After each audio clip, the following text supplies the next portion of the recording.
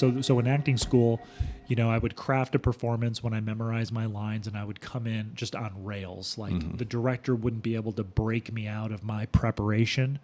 Like I clung to it like somebody might cling to the like a bathtub in a hurricane. Like I'm not letting go of this thing, because if I do, I'm gonna lose it. I'm gonna forget my lines. I'm gonna it's all gonna fall apart. This thing that I had to craft to survive this.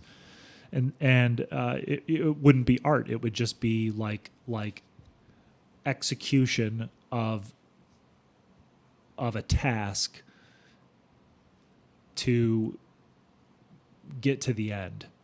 Now with the acting school, it was like I can't wait for this to be over. With photography, and even in this instance, I was looking forward to letting all that artifice and edifice fall apart so I could get in the flow.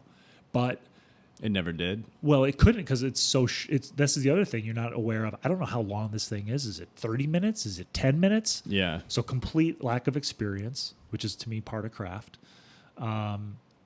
Just having no idea. And then also the pressure of putting it on myself. Like I want to get a little bit of video of this with my old camcorder. So I'm a little bit trying to do too much. I'm wearing multiple hats. Things at once. But I'm glad I brought the camcorder, because it kind of saved me, because when I shot my last shot on the main camera I had, the bride and groom hadn't kissed yet. Yeah. So I'm like, well, I've got the camera, so at least we'll have video of this, of this moment. So I even there at craft, right? You know how many shots you have. You're checking your counter. Yeah. You know how quickly you can reload, or whether you can. You have multiple cameras because you're shooting film. So you got a quick swap to the next roll, whatever. Like that element of it too. Anticipating.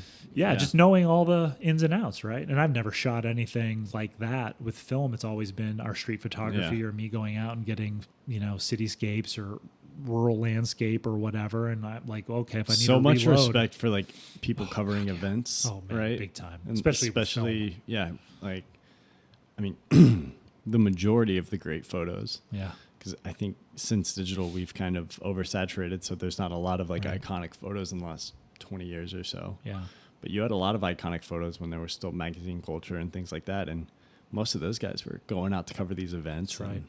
Pocket full of tri-X, and in combining all the skills and all the craft that they developed of that sort of supreme focus on the objective while still listening to the environment around them. If someone who was an authority figure or the client or whatever came in and tried to push them out of their flow, they don't know they're doing that, but they're trying to tell them, oh, we can't go over there, blah, blah, blah. The artist is just like, almost whatever it takes within reason. Like I'm not going to go lay down on railroad tracks or something to get the shot if there's a speeding train coming up or something like that. But they're not like worried about, well, does the judge want to be in the photos? Am I do I get in trouble if I photograph the judge? Is that like a rule and I don't know about it?